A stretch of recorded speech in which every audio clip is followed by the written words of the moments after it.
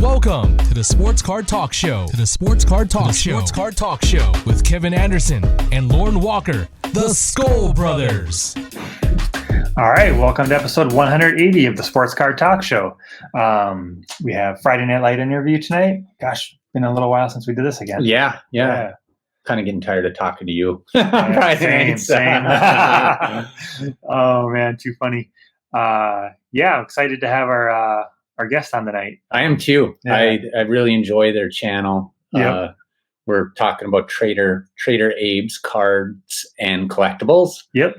It's a father-son duo, and they just do a great job doing what they do. They do. And they actually did a showdown challenge with us. So Yeah, they did. Yeah. And that was fun. We did beat them, didn't we? Yes. Yeah. Yep, Okay. yep. So that was even better. Right. So before we dial them up, just going to mention that you can find us on Instagram at the Sports Card Talk Show. We post a lot of cards and show updates and stuff over there. Yep. Lauren gets a lot of mail, and we decided that that's a good place to showcase it. Mm-hmm. And I like to do repacks, which I got a lot of great cards earlier in the week. So Yeah. those might be up by now. I'm a little slow to getting stuff up, but it's all good. You can also find us on Twitter at SCTS_Skullbros. Not nearly as active over there, but we are there. Reach out to us at any time if you have any comments, questions, or if you'd like to be on the show or challenges to a showdown. If we have the product, we're always down. Yeah, and you can find all those links to our social medias down in the description as well. So Yeah. And we're going to keep up with our Skull Bro shout out.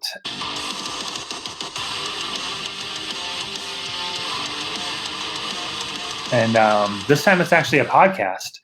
And maybe a week and a half ago, I was going along Instagram and ran into a post for a new podcast, Outside the Wax.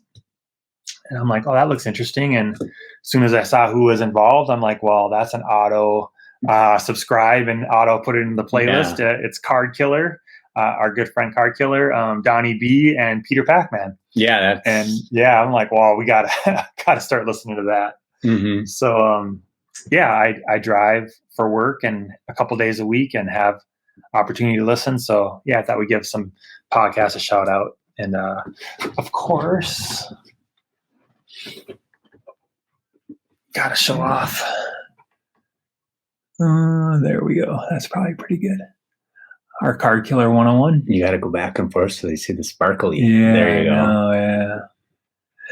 Yeah. Anyways, I've been enjoying that. Next week we'll have some more shout outs, but that's this week. And we're looking forward to listening and maybe we can get Donnie B or Peter Pac-Man on since we've already had Card Killer. Yeah. Card Killer is obviously welcome too, but so I think it's about time we dial him up, huh? Let's do it. Ring-a-ling-ding-dong. All right, we got AC dialed up. How are you doing today, AC? I'm good, guys. Lauren, Kevin, good to be on here with you and talking to my friends up in, is it Southern Canada or Northern United States? I'm not sure how far up you guys are. That's debatable, man. We're far enough up, We're about 150 miles? Yeah, it's like a couple-hour drive to it's not far. To the border. Couple hour drive to the border and 6 hours to get through customs, right? Yeah. Right. We're in hockey country. That's what you can call it for sure. Yeah. No doubt. Yeah, unfortunately, our local college couldn't beat the 3-time defending champions. They got knocked out last night or the night before. Yeah. I was like, I was listening to the game and they were ahead 2-1 going into the third period. And then yesterday I'm like, Kevin didn't text me. Did the Bulldogs lose? Because Kevin loves to talk about his Bulldogs. I'm a North Dakotan, so I like the North Dakota team, and the Bulldogs took 5 overtimes to knock the North Dakota out a week ago. And Kevin, I was sure to send him a text. Yeah, Kevin sent me a text early the next morning about that. So.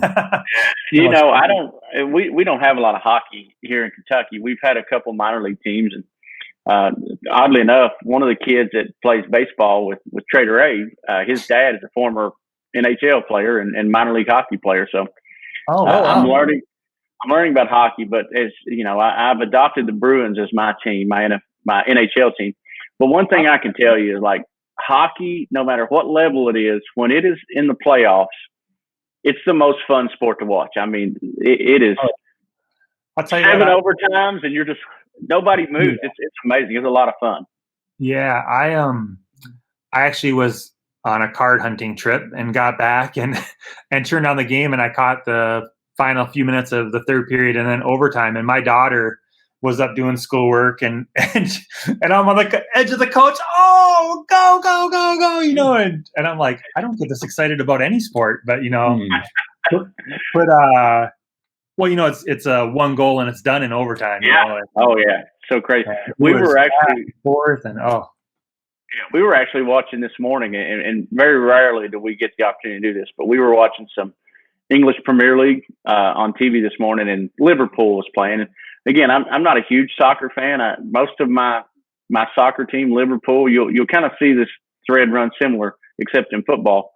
I'm a Red Sox fan, a Celtics fan, a Bruins fan, and a Liverpool fan. And Liverpool is owned by the Fenway Sports Group. So we're watching, and obviously they're like the dominant team in the EPL right now. We're watching the game, and Trader Abe's like, this is boring. I don't understand what this is. What's going on? It's 1-1 in the 88th minute. It's 1-1, and all of a sudden I was like, uh-oh. They're going to get a goal. They're going to get a goal. 89th minute, 89 minutes and 40 seconds. They drop a goal to take a 2-1 lead. And I just yelled, go! Right. Oh, man. Everybody's like, I didn't even know you like soccer. And I'm like, well, I really don't, but it was exciting to watch. Yeah. I'm a competitor. When this pandemic first started and there were no sports going on, I was watching marble racing on ESPN2. So right. if there's a contest on, I'll watch and I'll find somebody to root for. So I was all about the green marble that day. It was really exciting. That doesn't even make sense to me. Are they just pushing a marble across a table or something? Oh, no. I will try and find a link and send it to you and dare you not to be intrigued for at least 5 minutes. All right. Too funny. Yeah.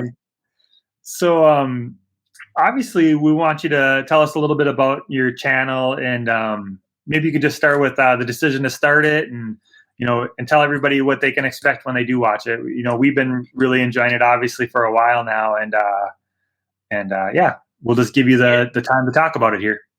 Yeah, well, we really appreciate it, and I guess probably like a lot of people, I give you my history in collecting cards. As a kid in the late '80s, early '90s, I got really into baseball cards and in basketball cards. I think in 1989-90 hoops, I got really into basketball cards. And the David Robinson rookie was like, the holy grail for me. And then that same time period was Ken Griffey Jr., the 89 Upper Deck #1. So I really got into it in what is so lovingly known as the wax junk period. But I really got into it. And I think I was probably close to 6th grade there. So I was, just find them at the store, find them at the drugstore, convenience store, whatever you could do. We had a little LCS in my hometown, and a guy actually, it was really basically a guy's basement where he had a lot of cards and sold them out of. So we got into collecting pretty heavily, and I collected a bunch. My mom would take me to card shows on the weekend. Me and my buddies would jump in the car and we'd go, 2 or 3 towns over to a card show, and really not even know what we're doing. As I go to card shows now, I'm like, how did I have so much fun, 30 years ago looking at these cards when I couldn't even, buy a pack of cards? We'd go to a card show and have $10 to spend. Like, you take $10 to a card show now, I mean, good luck. But except for Lauren on Tuesdays, he does pretty well with $10. Right. And then, like a lot of people, as I got into middle school and high school, I started playing sports and was, pretty involved in a lot of different sports and activities. And it just, kind of the hobby kind of grew away from me. And then you fast forward like I said, 30 years, and all of a sudden, here we are in 2020, and nobody's anticipating a pandemic to hit, and just I assume it's pretty similar for Minnesota as it was in Kentucky. Just like life all of a sudden stopped at a moment's notice. So I went from being just a father and an employee and other things that we did. All of a sudden, work was from home and school was from home. So I laugh and say I was I sell copiers for Toshiba during the day, but I also became a first grade teacher, a fifth grade teacher, a principal, a counselor, and I wasn't really good at any of those things.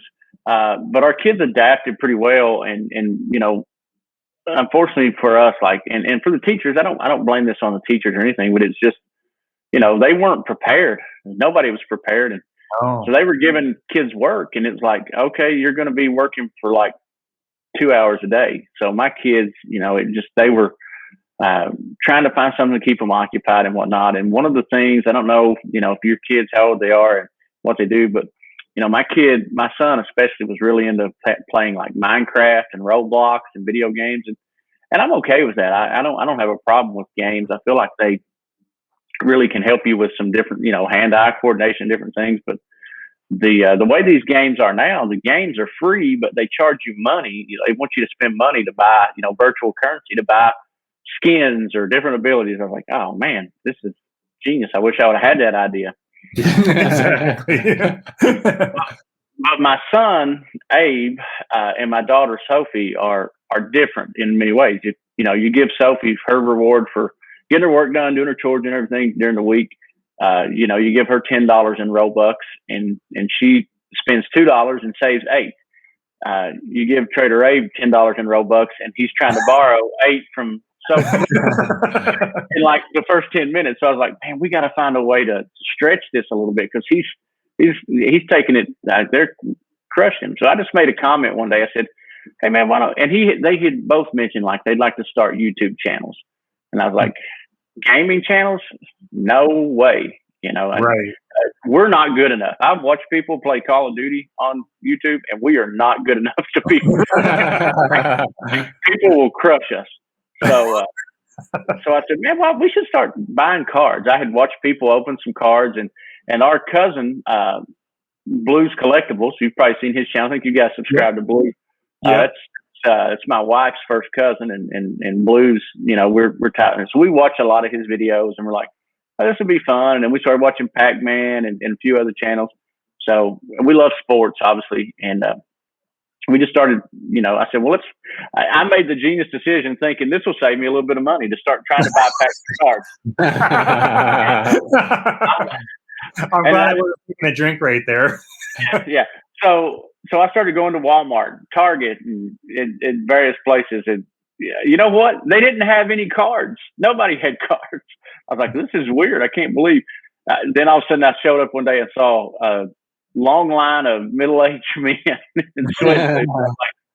I found the cards, figured out when to get them.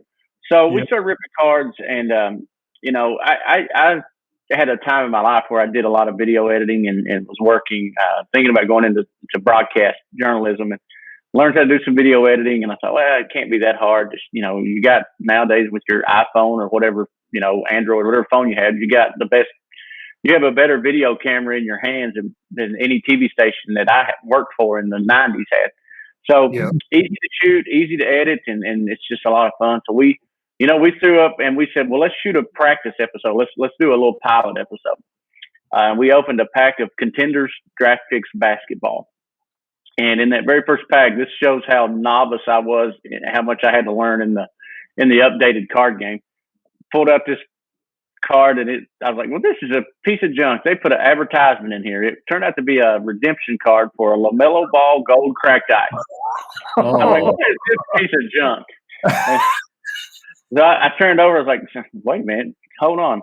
So I went to Google, and Google told me, you did really well. So that's how it started, and we've progressed to where we are now. And we've learned a little bit about better lighting and trying to better quality audio, and with YouTube, obviously, had to have some thick skin because especially when a youngster starts a channel and does some things, other youngsters maybe aren't so nice, but we've fought through and had some good support. And it's just been a lot of fun. And, for us, just the whole hobby as a whole has been a blast, because he and I, we open these packs together, and, he's getting excited about it periodically.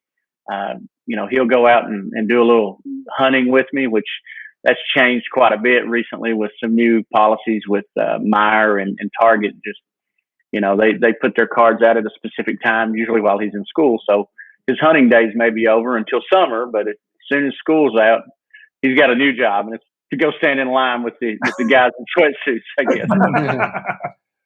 It's been a lot of fun, and it's really brought us closer together. We have a great hobby, and it's really neat to go places and have people recognize him. Hey, there's Trader Abe, and he's eating it up. We enjoy being out and doing it and having a good time for sure. So, oh, that's fun. Yeah, I know. There was a time where you could just walk up and grab anything off the shelf you wanted. Probably just a little bit before you started again. Yeah, I hear people all the time talk about walking into Meijer and there being like 6 or 8 blasters or megas of Prism with the 2019-20. Like, there are Prism everywhere. I was like, well, I wish I'd have bought about 6 or 8 cases of those. Yeah. I'd give up on the copier business in a heartbeat if I could do that. Back in the good old days. Yeah, a whole year ago. Yeah. Yeah. I remember passing on so much stuff that, you wouldn't even think about passing it today. I think it was packs of optic football. Oh, yeah. Just the packs of optic football. And I was talking to some friends. I'm like, we would have left them on the shelves, not that long ago. Now you're like, I better buy it. I might not ever see it again. Yeah. It's funny. I was I stopped at Meijer yesterday because they distribute at 3:00 on Fridays here. I was about 11th in line. I didn't go up there until a little after 2, so I didn't have a long wait.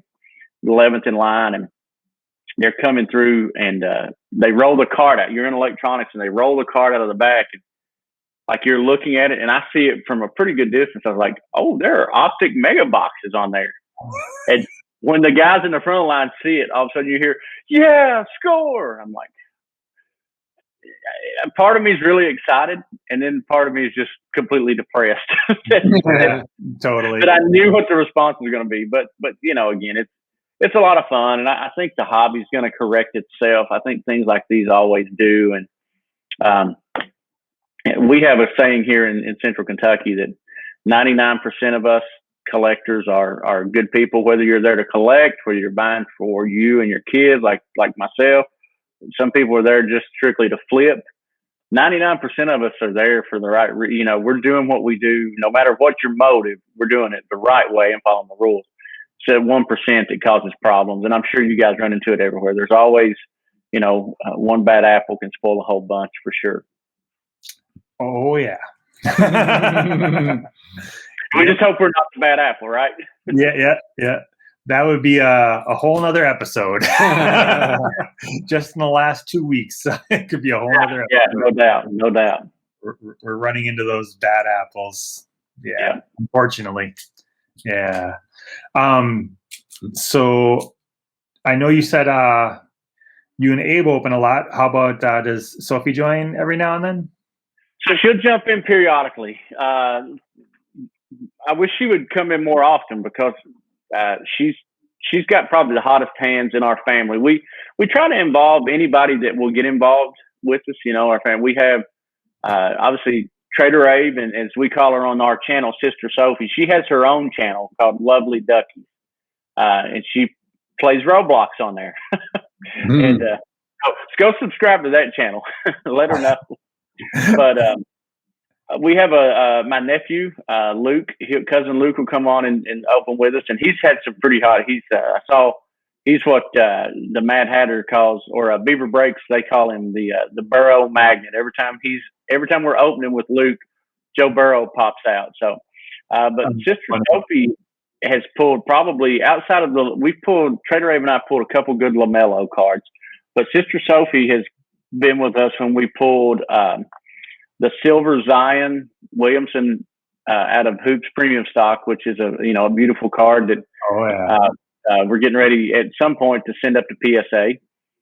We were going to send it last week, and they, or 2 weeks ago, and they told us we weren't going to send it. But she also, they made the decision for you. yeah, they made it for us. But she also pulled in her rip on, and we did this to honor because she plays basketball too. So, and as a diehard Celtics fan, I don't think I've ever been probably as moved by a death of an athlete as I was with Kobe Bryant. And it was solely because of his relationship with his daughter and the whole girl dad and coaching your daughter type deal. And it just, that whole deal just wrecked me for a couple weeks. Mm-hmm. So on the anniversary of that, I had picked up some WNBA Prism for her months ago, and she just never want to open. I said, "Hey, let's do this on the anniversary of Kobe and Gigi's passing." And those two blasters we opened were absolutely loaded, including the Sabrina Ionescu Silver, which is at PSA. And so she pulls fire when she pulls. And she'll do a family feud with us periodically. She's a big Steph Curry collector, so in her mind, she'll open a pack and get a Steph Curry base card and be as happy as any human being in the world. And we're really excited because she leaves Zion Williamson and Ja Morant behind, so it works out for everybody. Yeah, definitely. Well, since you brought up PSA, what are your thoughts on the whole thing with them shutting down and what do you think? Like, I'm curious, like, what's going to happen when they reopen? I mean, is it business as usual, or you think they're going to make some changes? Or, well, I'm not sure how it's going to go. I understand the problem. They have a huge backlog, and I heard recently they were getting up to as many as 500,000 cards a week. And everybody seems to have a solution to their problem, but unless you are PSA, you don't know what solution is right for you. Right. The collector's solution is y'all need to hire more people to grade. Well, that's fine, but also every collector that says that has a massive opinion on grades when they come back. Either they're very upset with them or they're very happy. Exactly. I would have given that card a 10. Well, everybody, if you could just go buy them at the store, everybody'd have a bumper sticker that said their kid was an honor student. Unfortunately, you have to earn those. And so you can't just hire more graders because you don't want to. They're clearly based off of value that a PSA 10 or a PSA 9 brings to your card. Clearly, PSA is the standard bearer and sets the bar for integrity in the system. I think probably for me it was kind of sad because I always struggle with what I want to send, and I struggled with what I wanted to send when you could send in a card for $15, and now it's prices doubled and tripled overnight. I think they're making an effort to get the backlog slowed down, and it's ultimately at the end of the day, it's only going to help the people who send them in. Whether you send them in, like Prism basketball is hot right now, and I still believe if I were to pop out an orange ice LaMelo or one of those big parallels, I'm not 100% sure if I thought I was going to sell it, I wouldn't send it Super Express and pay $300 because if you get your blaster, if you're lucky enough to get it at Walmart and pay $20 for it, and you get that card out of it that's worth maybe $200 raw, and you send it in and get a 10, all of a sudden you got a $2,000 card. That $300 investment's not too bad. Right. So I understand the process. I hate that it is the way it is, but I do think that PSA probably, even though people don't necessarily agree with it, I think from a public perception standpoint, I think they handle the delay and the shutdown as well as they can. I noticed the first time they did their price increase, SGC came out almost immediately on the attack. No backlog and no price increases and get your cards back. And they went on a big, sending letters out saying, hey, don't go to PSA, come to us. And And I'll say this: I think from a visual standpoint, I think SGC slabs are as nice as anybody's. I love the black mat that goes around. Yeah. But then it was 2 weeks later that they tripled their prices. You know, they have no backlog, but they also went from $25 a card to $75 a card. Mm-hmm. Well, okay. Well, you're not going to have a backlog either at that rate. Right. I think they had a 500% increase as soon as PSA shut the doors. Yeah. So they had to do the same thing and try to increase the price to stop some of the cards that maybe don't need to be. Yeah. And what they want, but. Well, and that's going to be the issue. You know, as I'm sitting here twisting my arm trying to decide if I want to send in a silver hoop Zion. And I met with the guys at Nash Cards down in just outside of Nashville a couple of weeks ago, and we had this conversation. And I said, you know, one of the questions I had was, and you'll probably see this video in a couple of weeks. One of the questions I had was, all right, I know I want to send this hollow Joe Burrow optic. I know I want to send this Zion silver hoops premium. But what about this base hoops LaMelo? And what about this Anthony Edwards rated rookie? Just the base, the paper card. And he said, well, so you just have to personally decide what's it for. If it's for personal collection, he said, I probably would maybe think about just putting it in a top loader or maybe even a one touch and just holding on to it. He said, if it's an investment for down the road, absolutely send it. Or maybe get it graded. You know, you got to decide there. He said, but I still feel like there is a certain point because, so for us, our PC guys are Celtics, and you know, like the Celtics are always going to be good enough that they very rarely have one of those lottery picks, and to get a LaMelo or an Anthony Edwards or a Zion, you have to have that first or second, third pick. So the Celtics aren't going to be in that boat, I hope, for a while. They were very fortunate to get Jaylen Brown and Jason Tatum while having good seasons. Yep. But even those guys, their value is not, you know, what it took those guys a couple years for their value to come up. So right now, Peyton Pritchard is the rookie for the Celtics that we collect. We pretend that Aaron Nesmith never even got picked. So clearly, so does Brad Stevens because he very rarely plays. But so we collect Peyton Pritchard, and we really like the Peyton Pritchard stuff. If you watch our channel, we're big fans of 8 Mile, as we call him, on there. But that's the kind of stuff we just wouldn't send. You know, I mean, his rated rookie is, you know, $5 or $6 card. We just don't see any sense in sending it in. But I think I think when they do open back up in July, I'd be shocked if they don't. I know they're going to like be stricter on the minimum amount of cards that you send in, which will probably curb some people. But at the same time, I would never send in enough cards to meet the minimum. So I just go through group submissions. Nash Cards is great. PC Sports Cards is great. A lot of great reputable places that do it. So, yeah, it's tough, but it's clearly, as long as they increase the value of cards, I think they're going to there's going to be a backlog and a problem. And the only way that changes is when people decide that all of a sudden, you know, let me do a better one. This David Fletcher car here, like, oh, I'm a big David Fletcher collector and I'm going to send this Heritage base card in. Yeah. Okay. I just took it from being worth 12 cents to it being worth $1.20. You know, yeah. When I saw on Facebook recently a guy debating should he send in his 92 Hoops Phil Jackson card. And I thought to myself, well, why would you send it in? He said, well, the pop count will be low. I was like, yeah, so will the buyer count. So, Exactly. you know, again, the hobby, it's different for everybody. You know, we collect what we like and we do what we like. So who am I to tell somebody not to send their Phil Jackson card in? Does it cause my life to be a little bit more difficult? I guess, but you know, they're still pieces of cardboard.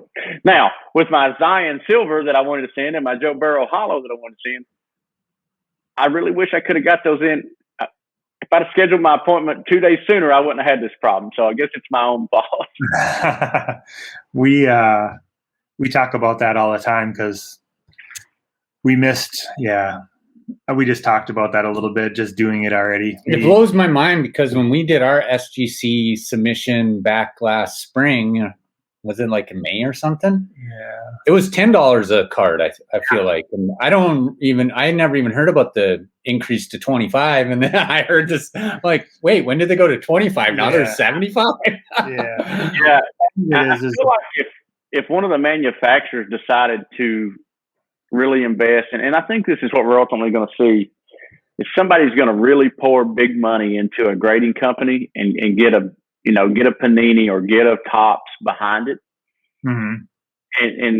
and that's going to put the pressure on everybody, because you're seeing grading companies pop up all the time, and there are still places like, if you have a PC card like that Peyton Pritchard, there are places like GMA and different places you can send that thing, get it graded for $10 and get it in a slab. And to me, that's a value, because there's only there's two people in the Peyton Pritchard market right now, us and his parents. That's the Actually, it's funny you say that.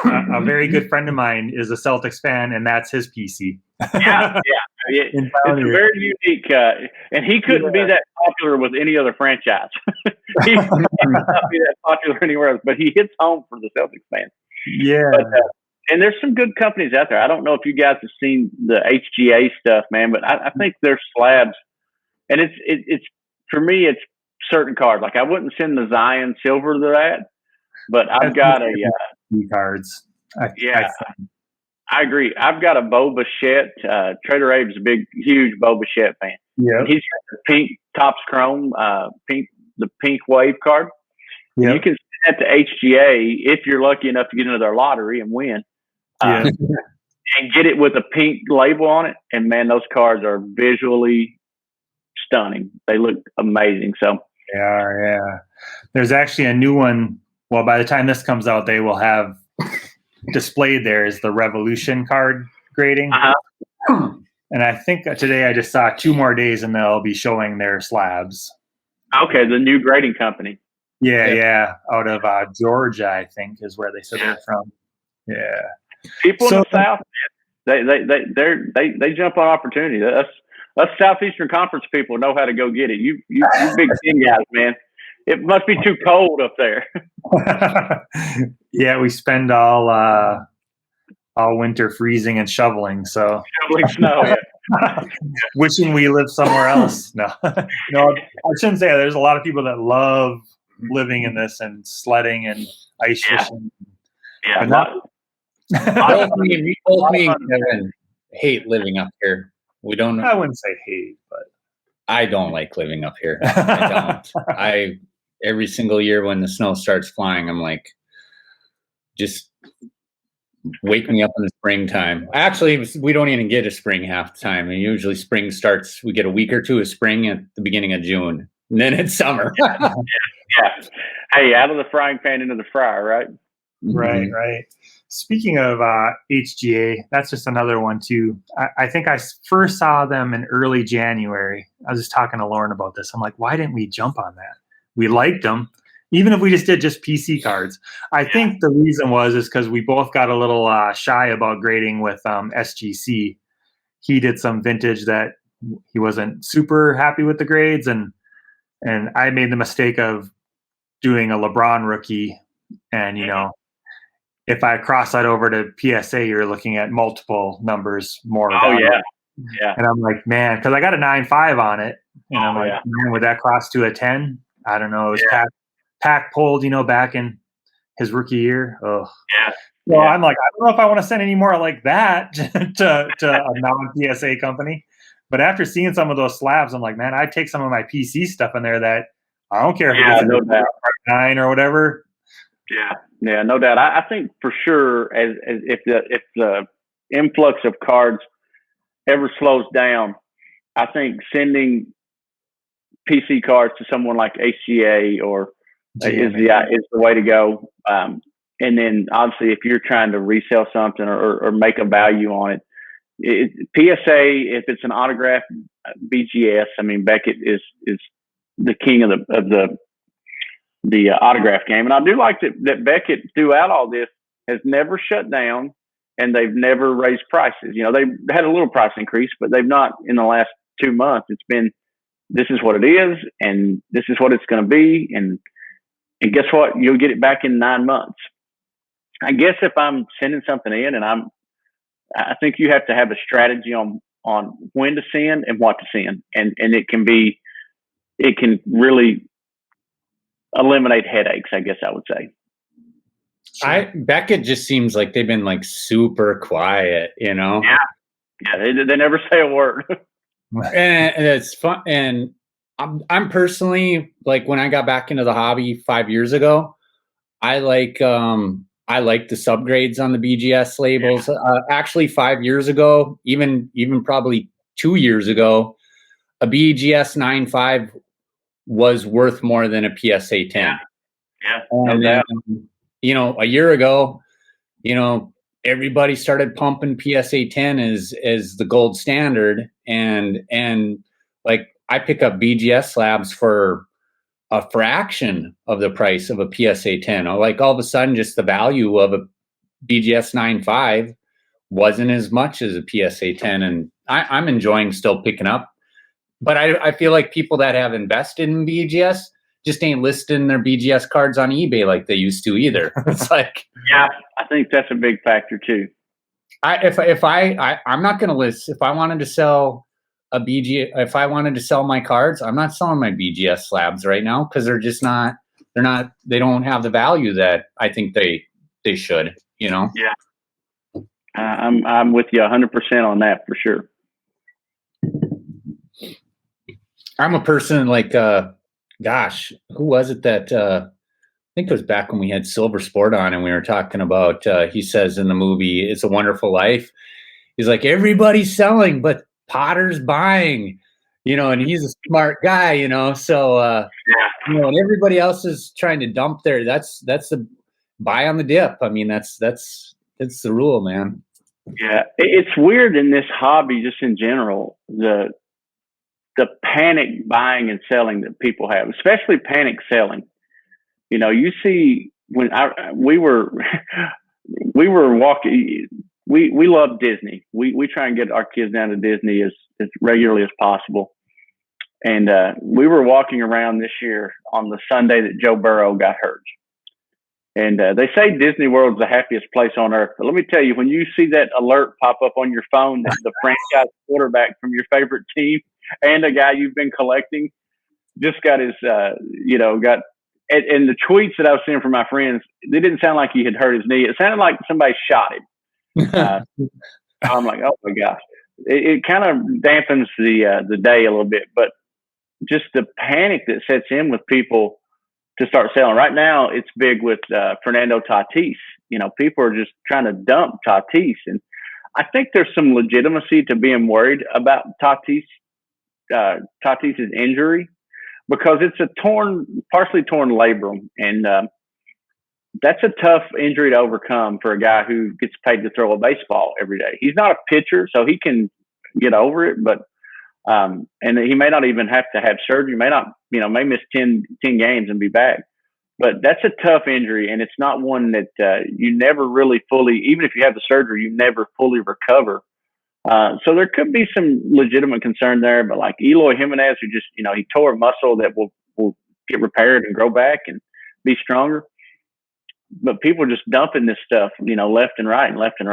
It's the sports card and the hobby in general. People are very, finicky. And if you monitor it correctly, and Lauren is the king of eBay, knowing when and what. If you can have Lauren's watches, if you just copy his watch strategy, you could really, this is a hobby that can really pay for itself if you do it wisely, for sure. I'm only good at catching the dip trends. I'm like, whenever things start going up, I don't ever think about selling. I'm like his reply is, well, I guess I'm done buying him for a little while. Yeah, and I was like, oh, I should sell some of these. Yeah, I never think I could sell. I'm like, well, I'm done buying. I like to buy. I like to buy. My problem with eBay is if I buy it on eBay, it's because it's something that I want. And all of a sudden I'm too sentimental about it. It's so strange. I pull something out of a pack and I'm like, oh, see ya. Not going. I can't get it in a penny sleeve before I can get it on eBay. But when I buy something, I'm like, oh, yeah, I know I paid 48 cents for this Evan White rookie, and he just hit 13 home runs in a game. No, I'll keep it forever because I love Evan White. So. Right. I have no sentimental value to Josh Rosen at all, but I started buying his cards, and now I'm a Josh Rosen fan. I'm like, I can't wait for him to become the next Pat Mahomes. You know. There you go. You sound like, and this is the only way you sound like him. But what's his name? Vegas Dave and his. What's the quarterback that he bought all the cards? Yeah, David Clark. Yeah. I'm sure you guys. He pops up on your YouTube 200 times a day, like he does mine. And every time he pops up, I'm like, oh, I can't stand this guy. And my kids keep showing up. Yep. Oh, so well, we rolled past what we were shooting for, which is totally fine because we're having a blast. But why don't you take a minute or two, tell people where to find you, any social medias that you guys want to plug, and then we'll start wrapping things up if you're good with that. Also, it would be nice if you mentioned what the special you're running this month. Yep. Oh yeah. Yep. Yeah, well, we're YouTube. That's where we do. That's where we're most active at, is on YouTube. And Trader Abe Sports Cards and Collectibles. That's just a little name we came up with. And to this point in our career, Will Smith and the Fresh Prince and DJ Jazzy Jeff haven't sued us for using their theme song. But we're right there on YouTube. You can find us, by searching Trader Abe. From a social media standpoint, we do have a Twitter. It's at TraderAbe33. Our Facebook page, which we don't utilize a whole lot, but you can find it facebook.com/TraderAbe33. And our Instagram, which we're learning a little bit more about, is at TraderAbe33. And the price of our channel to subscribe, we run a very special this month. It's called the April special, the opening month special, the Easter special, whatever day, whatever day it is, we run a special. But our cost to subscribe is $3.99. And in the month of April, we're giving 99 cents. We're taking that 99 cents ourselves. But that's not all. You also can get free notifications by hitting the bell. So that's where we're at. We just, I grew up watching a lot of infomercials as a kid, I guess. So I love these. That's not all. But yeah, we're there on the YouTube, as Steve Harvey calls it, and Instagram, Facebook, Twitter, everything. If you look at Trader Abe 33, you'll find us just about everywhere. Awesome. I love the special that you're running. I just that is good. That is good. Well, we want to give you a big thanks, and we'll have to have you back on. I think we talked about maybe doing a My 5 Faves. We haven't done one of those for a while, and have Trader Abe join us, and maybe he can show us his. And so we'll be watching you, and just thanks so much for coming on, man. We really appreciate it, AC. Likewise here. Thank you guys for all you do, and the way you just support the community and help all of us kind of, it's nice to have a home and nice to have friends that you can go to no matter where you're at. So we're so grateful for you guys and love what you're doing, and look forward to many, many years of collecting and laughing and having a good time together. Yeah. Awesome. Thank you. All right. So hold on the line 1 second here, and we'll chat for a second offline. This will bring episode 180 with AC to a close. Skol Brothers out.